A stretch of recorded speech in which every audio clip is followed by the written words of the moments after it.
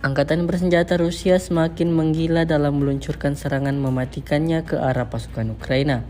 Dibuktikan pada sebuah rekaman yang ramai beredar di media sosial Telegram pada Senin 29 Juni 2024. Dalam rekaman tersebut memperlihatkan detik-detik drone Rusia menyerang personel dan tempat perlindungan angkatan bersenjata Ukraina.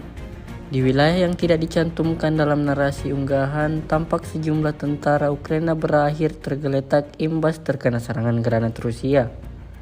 Tidak hanya itu, tetapi ada lebih dari 3 parit angkatan bersenjata Ukraina yang rusak parah diterjang serangan Rusia.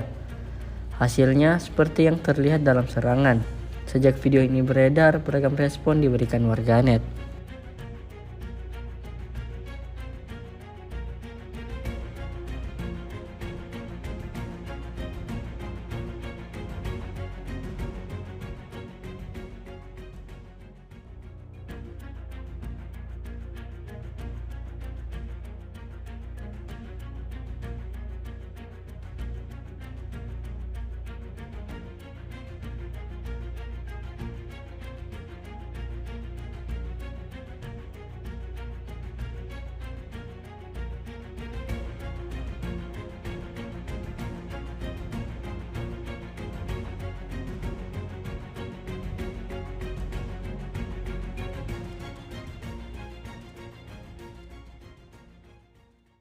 Download Tribun X sekarang, menghadirkan lokal menjadi Indonesia.